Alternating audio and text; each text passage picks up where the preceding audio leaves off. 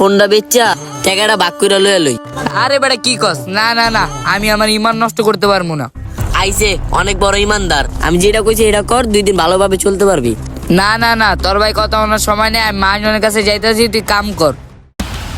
হাইরে আমি এটা কি করলাম, আমি নিজের কুয়াতে নিজেই পড়ে গেলাম। না মোটামুটি আগাইছে তো। সোহাগ ভাই টাকা পয়সা এমনি যা দিছি তা থেকে হইবো নাকি আরো কিছু লাগবো বলেন তো?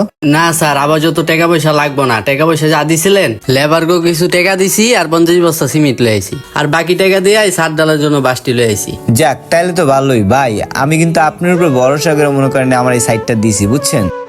আপনি একটু ভাই নিজের মতো করে কাজ করবেন, আর টাকা পয়সা লাগলে ভাই আপনি কোনো লজ্জা পাবেন না, আপনি শুধু আমার কাছে কইবেন, আমি যখন যা পারি আমি আপনাকে দিয়ে দেবো, ঠিক আছে? জি স্যার, ঠিক আছে স্যার। তাহলে সোহাগ ভাই আপনার সময়টা নষ্ট করলাম না, থাকেন, আমি যাই গা, হ্যাঁ? আচ্ছা আমার স্যার। ফোন দিয়েন। আচ্ছা ফোন দিবেন। আচ্ছা আসি দিলে। আচ্ছা যান তাহলে।